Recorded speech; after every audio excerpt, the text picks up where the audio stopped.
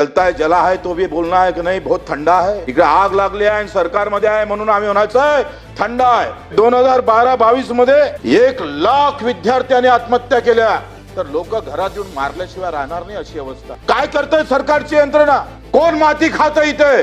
तुम्हाला जमत नसेल तर हात वरते करा, मिलिटरी वालेले बसवा, एखादा ब्रिगेडियर आणा आणि 2 लाखाले पेपर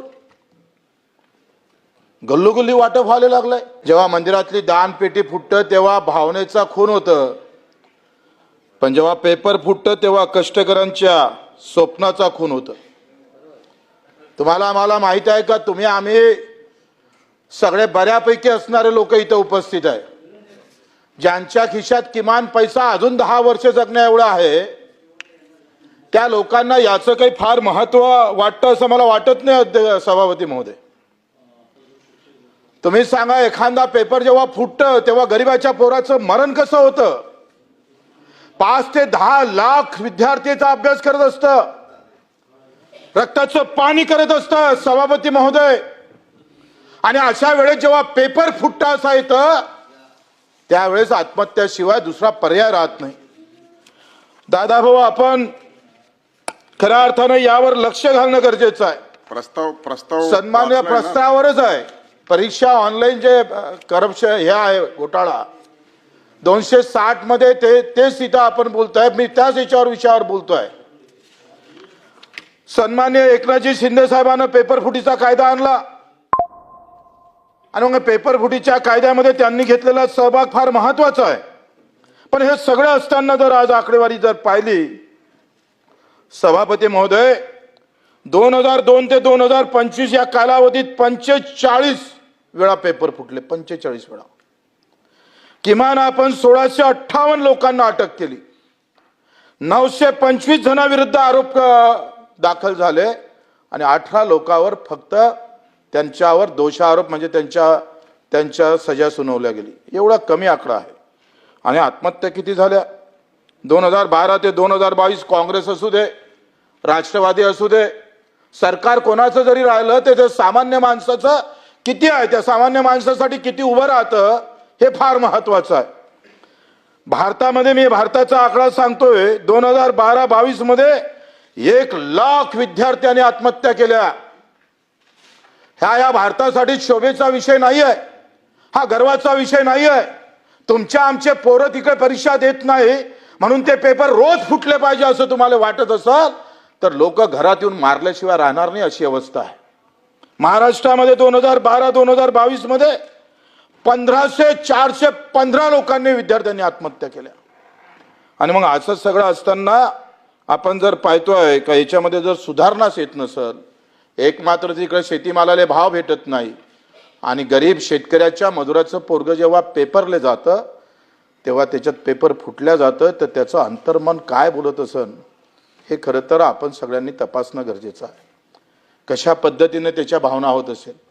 पैसे देऊनच जर आम्ही परीक्षेत पास होत असेल, ठराविक वर्गाचेच लोक तिथं अधिकारी पैसा ज्याच्याजवळ आहे तोच तिथं आम्ही पाहतोय नोकरीवर लागत असेल, तर मग तुमच्या आमच्या सरकारकडून अपेक्षा तरी काय करतंय सरकारची यंत्रणा?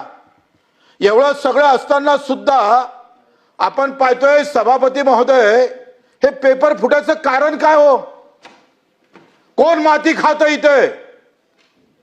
म्हणजे इथे अशा प्रकारची हिम्मत होते कशी सभापती महोदय? आपण TCSचा विचार करतोय, TCS वाल्यांनी काय केलं? जे टाटाची कंपनी आहे ते इथं आम्ही पाहतोय महारतेचा गुणगाव सुरू आहे, पण त्याच्या माध्यमातूनही अंदरून आपले लोक कसे घालायचे असाही प्रकार काही सरकारमध्ये चालू असतं, ते थांबले पाहिजे। TCSचा आम्ही पाहतोय, TCS राजस्थानमध्ये जेल वॉर्डनचा पेपर घेतला, तो फुटला, तिथं मॅनेजरला अटक झाली। 2018 मध्ये ग्रामशोक आम्ही पाहतोय भरती उत्तर प्रदेशमध्ये झाली, 173 लोकांना अटक झाली। 223 मध्ये TCS अंतर्गत नोकरीसाठी म्हणजे त्या कंपनीच्या अंतर्गत जेव्हा परीक्षा झाली त्याच्यात सुद्धा TCS कंपनीचा घोर झाला आणि तिथं सुद्धा काही लोकांना अटक झाली। म्हणजे या TCSचे महाराष्ट्रामध्ये 2च सेंटर आहे आणि ऑनलाईन करत असताना त्याचे दुष्परिणाम आपण जर पाहिले, तुम्ही सांगा दादा भाऊ, तुमचं शिक्षण मंत्रालय 10वीच्या परीक्षा घेतात, 12वीच्या परीक्षा घेतात. किमान 16 लाख विद्यार्थी दरवर्षी आपण ऑफलाईन पेपर घेतोय. काही गडबड आहे? 12वीमध्ये काही गडबड आहे? ऑनलाईनचा आग्रह का? सेंटर वाईज हॅक केलं जातं, सॉफ्टवेअर वापरलं जातं आणि आमच्या सगळ्या विद्यार्थ्याचा सत्यानाश करण्याचं काम करताय. किमान एक तरी गोष्ट तुम्हाला जमत नसेल तर हात वरते करा, मिलिटरीवाल्याला बसवा, एखादा ब्रिगेडियर आणा. आजही मिलिटरीच्या एकही परीक्षा फुटल्या नाही. हे विद्यार्थ्याचा, हा सरकारचा विषय नाही आहे, हा गुणगौर करण्याचा विषय नाही आहे. मी सरकारमध्ये आहे म्हणून मग चलता है जला है तो भी बोलना है कि नहीं बहुत थंडा है. इकडे आग लागली आहे आणि सरकारमध्ये आहे म्हणून आम्ही म्हणायचं थंड आहे, फार चांगली अवस्था आहे.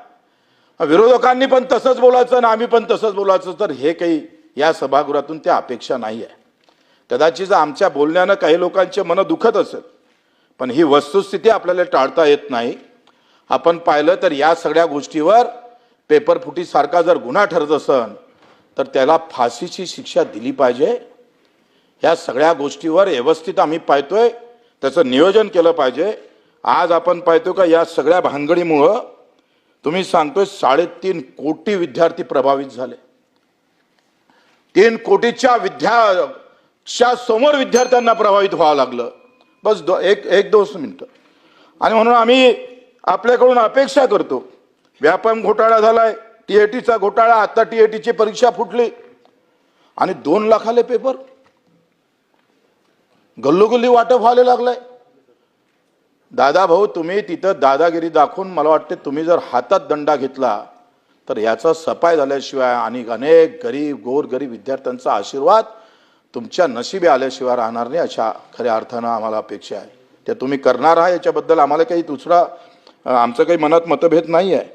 परंतु यावर एकदा सोक्ष आपण पाहतोय का कुठं ना कुठं विचार करून त्याची एक व्यवस्थित घडी बसवून आज महाराष्ट्र लोकसेवा आयोगाच्या माध्यमातून ह्या परीक्षा ऑफलाईन कशा होईल याच्यावर आपण चिंतन मंथन केलं पाहिजे. केंद्रीय लोकसेवा आयोग ऑफलाईन परीक्षा घेतं, अनेक राज्य ऑफलाईन परीक्षा घेतं, पण इथंच ऑनलाईन घेण्याची आम्ही का प्रकारची जबरदस्ती केल्या जातं? काय त्याच्यामध्ये इंटरेस्ट आहे? कोण त्याच्यामध्ये आम्ही पाहतो हे सगळं डोकं घालताय? यावर सुद्धा सभापती महोदय एक विचार होऊन त्याचं चिंतन मंथन करून कुठेही पेपर फुटणार नाही आयुष्यात याची हमी आम्हाला जर दिली तर तो विद्यार्थी जो आहे 20-20 वर्ष 10-10 वर्ष बिचारा अभ्यास करतोय. कसं राहतंय पुण्याला आम्ही पाहतोय. एका खोलीत जिथं 2 जण झोपू शकत नाही तिथं 3 जण राहतोय. सगळे संत आम्ही पाहतोय सोनं गिनं गहाण ठेवून वावरं विकून आम्ही पाहतो त्या परीक्षेला बसतंय. एक आशेचं किरण त्याच्यावर असतंय, त्याच्या डोक्यासमोर असतंय. आणि ते आशेचं किरणच जर पेपर फुटीमुळे तुटल्या जात असेल आणि ज्याच्याजवळ पैसा आहे तोच नोकरीवर लागत असेल तर मला वाटतं सभापती महोदय तुम्ही आम्ही सगळ्यांनी याच्यावर पुन्हा चिंतन मंथन करणं गरजेचं आहे. मला माहीत आहे वेळ झालेला आहे, पण मला ह्या अपेक्षा तुमच्याकडून किमान याची बैठक, किमान आपल्या दालनामध्ये काय केलं पाहिजे, कशा पद्धतीनं आहे पेपर फुटीचे प्रकरण थांबले पाहिजे, जो मेरिट आहे, जो गुणवत्ता आहे तोच तिथं नोकरीवर जाणार, अशा प्रकारच्या भावना तुमच्या आमच्या सगळ्याच्या मनात कसं येईल ह्या खऱ्या अर्थानं आम्ही त्याच्या मागे अपेक्षा ठेवतोय सरकारकडून. जरी सरकारमध्ये जरी असलो तरी सत्यापेक्षा सत्य महत्वाचं असते. सत्ता महत्वाची नाही, सत्य महत्वाचं आहे आणि त्या सत्याच्या आधारे आपल्या सर्वांकडून अपेक्षा करतोय.